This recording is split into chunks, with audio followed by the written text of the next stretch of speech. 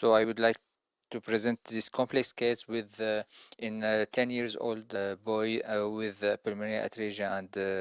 VSD. He had BT shunt and thereafter at 10 months he had a VSD closure with the insertion of 12 millimeter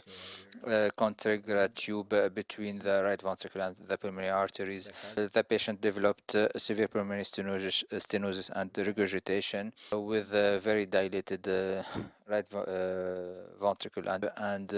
right ventricle dysfunction, ejection fraction about 10% and suprasystemic pressure into the right ventricle, as we can see here. So we decided to put two guide wire into the two pulmonary arteries, and we decided to fracture the lower part of the stent, and we put a 60 millimeter sheet into the right ventricle to advance a covered stent if necessary. So we started with a simultaneous dilatation of the two pulmonary arteries and the bifurcation with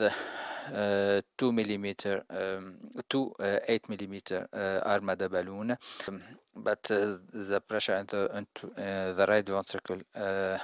remained isosystemic, and we decided to dilate the bifurcation with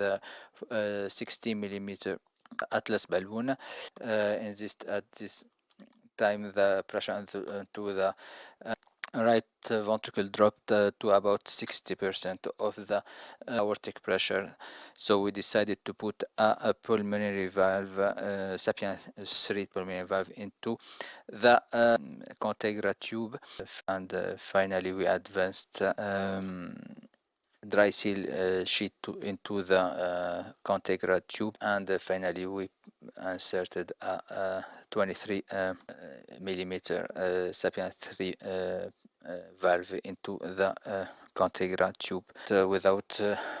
pulmonary regurgitation, and the right ventricular pressure was about 60% of the aortic pressure.